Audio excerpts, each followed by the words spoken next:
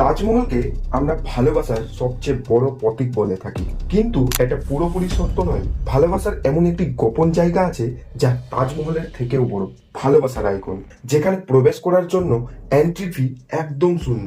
এই জায়গায় লক্ষ লক্ষ মানুষ কাঁদতে কাঁদতে আসে, কিন্তু হাসতে হাসতে ফিরে যায়। আচ্ছা, ভাবছেন তো সেই জায়গাটা কোথায়? এই ভালোবাসার মুভমেন্ট সম্পর্কে জানার আগে চলুন আগে বুঝে নিই ভালোবাসা আসলে কি। ভালোবাসা কি, এই বিশাল প্রশ্নের উত্তর আমি একা দিতে পারবো না, তাই আমার একজন বন্ধুর সাহায্যের দরকার। আর আপনিও নিশ্চয়ই তাকে চেনেন, রতন টাটা। আমরা সবাই টাটাকে চিনি, জিআরডি টাটার মহানতাকে সম্মান করি, আর জামশেদজি টাটার আইকনিক গল্প শিশুদের বলি। কিন্তু আমাদের গল্পের আসল নায়ক হলেন দৌরবজি টাটা।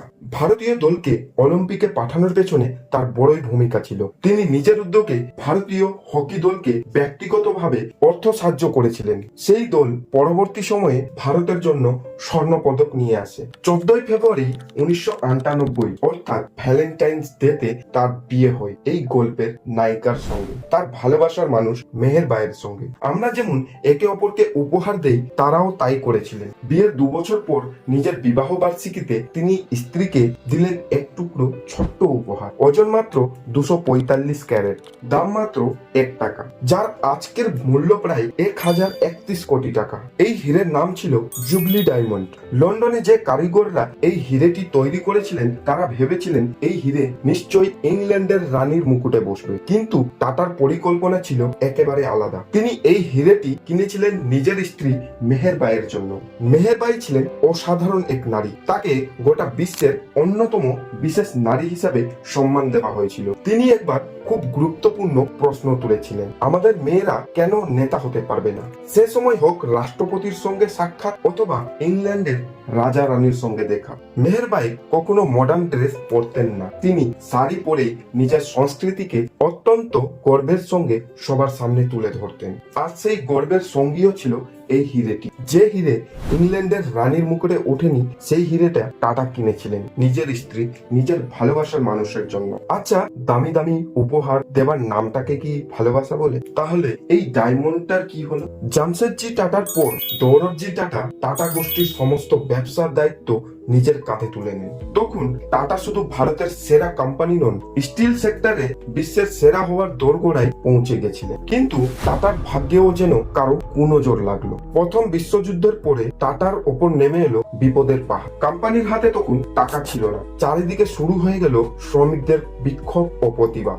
1924 সালে দৌরবজি টাটার কাছে খবর এলো ট্রেজারিতে রাখা সব টাকা শেষ হয়ে গেছে, শ্রমিকদের মজুরি দেবার মতো অর্থ আর অবশিষ্ট নেই। স্বামী ও তার কোম্পানিকে এমন ভয়ঙ্কর সংকটে পড়তে দেখে মেহের বাই এক মুহূর্ত দেরি করেনি। কোনো প্রশ্ন না করে, কোনো দ্বিধা ছাড়াই তিনি নিজের সব গয়না বন্ধক রেখে দেন। সেই গয়নাগুলির মোট মূল্য ছিল তৎকালীন সময়ে প্রায় 1 কোটি টাকা, যা সেই যুগে ছিল অকল্পনীয় পরিমাণ। এর মধ্যে ছিল সেই জুবলি ডায়মন্ডও। এই গয়নাগুলো বন্ধক রেখে ব্যাংক থেকে ঋণ নিয়ে টাটা তাদের সব শ্রমিকের কাজ ও মজুরি দিতে পেরেছিলেন। একজন শ্রমিকও চাকরি হারাননি।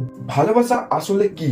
নিজের প্রিয় জিনিসটা কারোর জন্য নিঃস্বার্থভাবে ত্যাগ করা, হয়তো এটাই সত্যিকারের ভালোবাসা। কয়েক বছরের মধ্যে এই ত্যাগের ফলেই কোম্পানি আবার ঘুরে দাঁড়ায়, আর টাটা ফিরে পায় তার সম্মান ও শক্তি। এরপর আবারও টাটা স্টিল বিশ্বের সেরা স্টিল কোম্পানি হবার দোরগোড়ায় এসে পৌঁছবে। এই সবকিছুর পেছনে ছিল মেহের বায়ের সেই ত্যাগ, যার জন্য আজও টাটা কোম্পানি টিকে আছে। ধীরে ধীরে দৌরবজি ব্যাংক থেকে তার স্ত্রীর সব গয়না ছাড়িয়ে আনে। সবকিছু তখন ঠিকঠাক চলছিল, কিন্তু ভালোবাসার আসল পরীক্ষা তখনও বাকি ছিল। তখন তার বয়স ছিল 47 বছর। সেই সময় জানা গেল তিনি ক্যান্সারে আক্রান্ত। ডক্টররা বললেন তার হাতে আর বেশি সময় নেই। দৌরবজি দেশ বিদেশের নাম করা সব বড় ডক্টরের সঙ্গে পরামর্শ করেন, কোনো চেষ্টাই বাকি রাখেননি।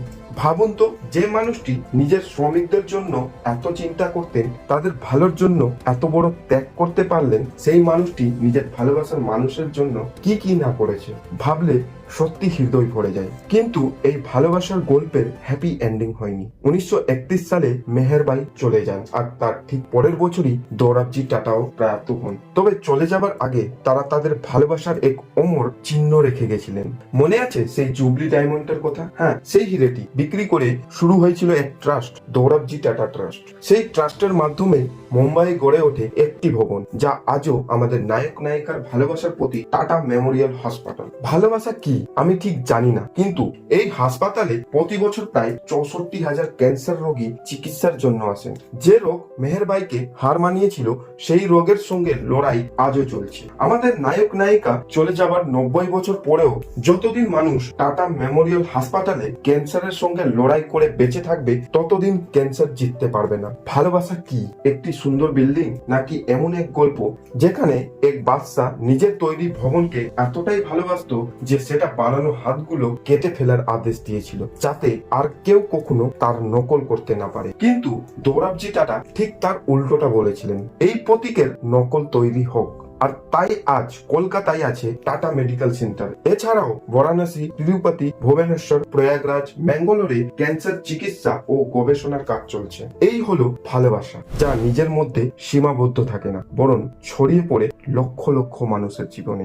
সরকারের সঙ্গে হাত মিলিয়ে আসাম, উড়িষ্যা, ঝাড়খণ্ড, তেলেঙ্গানা ও নাগাল্যান্ডে গড়ে উঠেছে ক্যান্সার ফ্যাসিলিটি নেটওয়ার্ক। এই ভিডিওর মাঝখানে আমি আপনাদের সঙ্গে একটা মিথ্যা কথা বলেছিলাম মেহেরবাই টাটার প্রেম কাহিনীর কোনো হ্যাপি এন্ডিং নেই, কিন্তু আসলে সেটা পুরো সত্য নয়। কারণ আজও যখন কোনো মানুষ ক্যান্সারকে হারিয়ে সুস্থ হয়ে বাড়ি ফেরে, তখন তার পরিবারের জন্য একটা নতুন হ্যাপি বিগিনিং শুরু হয়। আমাদের নায়ক নায়িকা এই গল্পের হ্যাপি এন্ডিংটা নিজের চোখে দেখে যেতে পারেনি, কিন্তু তার মানে এই নয় যে তাদের গল্প আজও বেঁচে নেই। বলা হয় না, ডায়মন্ড চিরকাল টিকে থাকে, কিন্তু আমার মনে হয় দৌরাবজি আর মেহেরবাই টাটার প্রেম কাহিনী আমাদের পরের জন্মের কাছেও পৌঁছে দেওয়া দরকার। তাদের চিরকাল মনে রাখা প্রয়োজন। কারণ ভালোবাসা কি আমি হয়তো ঠিক জানি না, কিন্তু তাদের মতো ভালোবাসা খুব অল্প মানুষের ভাগ্যে জোটে। এই প্রেম কাহিনী অমর, কারণ এটা মানুষকে দ্বিতীয়বার বাঁচার সুযোগ দেয়। দেখা হচ্ছে পরবর্তী ভিডিওতে।